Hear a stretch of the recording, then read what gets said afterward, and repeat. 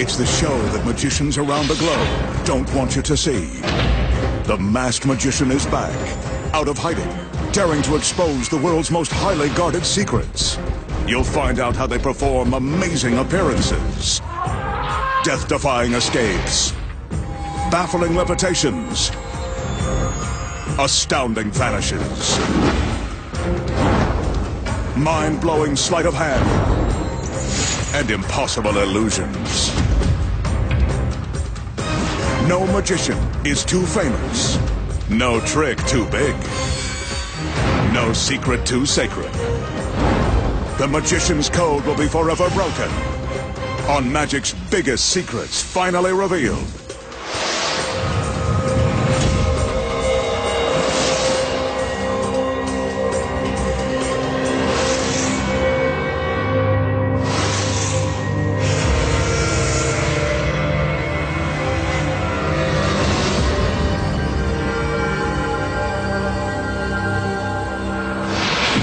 Tonight, the masked magician pulls back the curtain and exposes the secrets too, making a gorgeous girl vanish in a giant game of three-card Monte.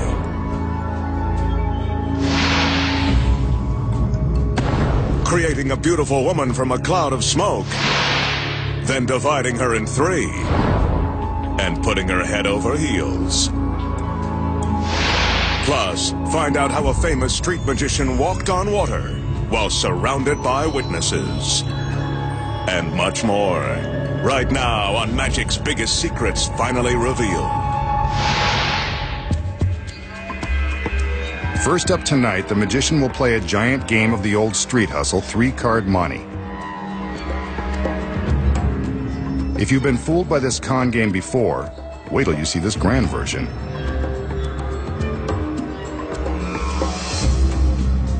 He's got these three tall stools, big cards, and instead of a regular queen of hearts, he'll use this lovely princess. Let's see if he's the king, an ace, or the joker.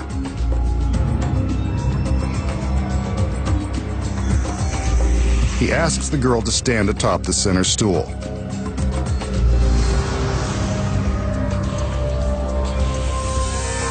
Helping him with the cards are two more members of his harem. They send hearts fluttering too. The magician places one of the large cards in front of the girl, hanging it from the proscenium arch of the small stage. Now for another card.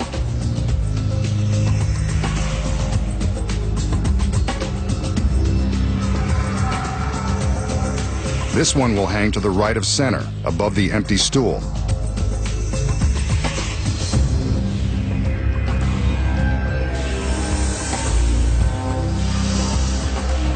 Now for the third and final card. This one hangs in front of the empty stool that's to the left of center. Three stools, three cards, and one girl standing behind the card in the center. Right about now, a street hustler would tell you to follow the lady, so let's do. The magician removes the center card to reveal the girl, but she's gone.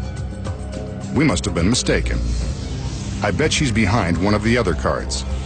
The magician replaces the center card, and he seems as baffled as we are. Let's go to the right. He moves this one, and she's not there either. I guess we were mistaken. Well, there's only one other place to look.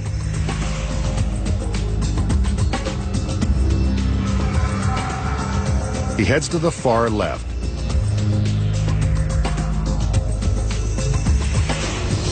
She's not there. So he removes this card from the equation.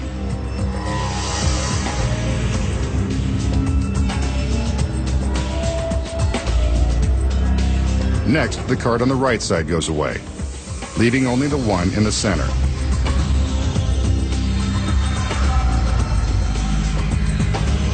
There's no question that the girl must be here.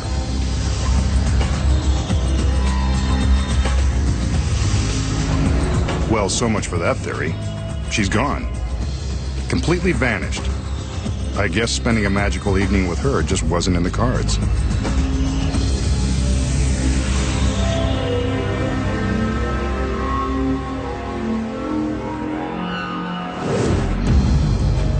So, how did the magician use a life-size game of 3-card monte to make his assistant disappear? Here are the secrets. The first one is hidden behind this large proscenium arch.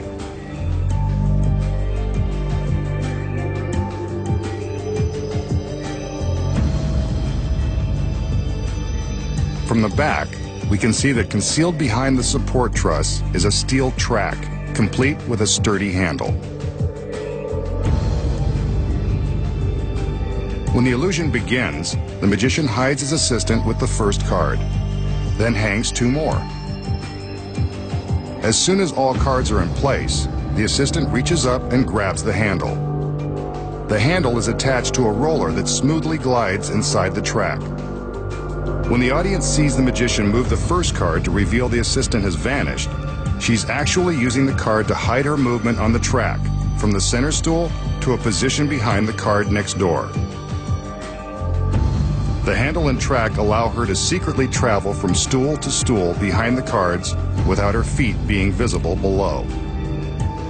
The magician is free to show behind the card on the far right, because the girl is hidden behind the card on the left.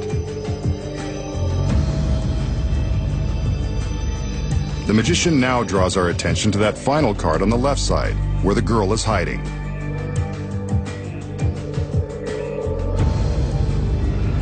But where is she?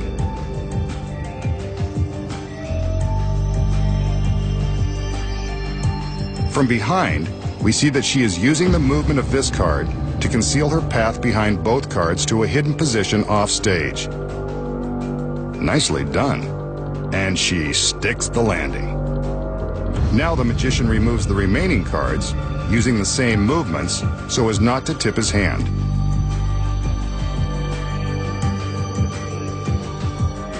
And now you know the secrets to cheating at this giant game of 3-card monte. Next, the magician has a mystical and magical twist on an experiment you might remember from science class. This one uses a large plastic drinking glass. As we can see, it's empty. So far, but not for long. The magician plunges the glass into the bucket of water and fills it.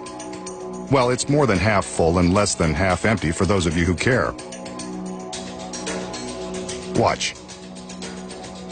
He takes a piece of ordinary cardboard and places it over the mouth of the glass. Next, he turns the glass upside down. Some of the water spills out, but the cardboard seems to be holding the water inside the glass. I remember this. Something to do with a vacuum. Bet he can't take the cardboard away. A little magic, he can take the cardboard away. And the water stays inside the glass. Now that's a good trick. Watch again. The count of 3, and the water is released from its magic spell. Nice trick, Masked Man. Makes me wish I paid more attention in school. So, how did the magician turn a classic science experiment into a magic trick that defies the laws of physics?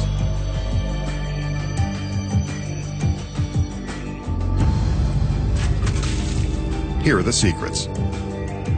When the illusion begins, the magician shows us what appears to be an ordinary glass. It's not. But it's real water, so don't try this at home. The first secret is that the glass has a small hole that has been drilled in one side near the bottom. See? When the magician fills the glass with water, he must be careful to keep this hole covered. Without his finger in place, the water comes pouring out. That's scientific fact number 1. A finger can plug up a leak. Next, he places the piece of cardboard over the mouth of the glass, then demonstrates how a vacuum works. When he inverts the glass, the water stays in place because the air in the glass cannot escape. The cardboard is stuck in place by suction. The next secret is hidden behind the piece of cardboard. there is a clear plastic lid concealed on the back side. This lid precisely fits over the mouth of the glass. See?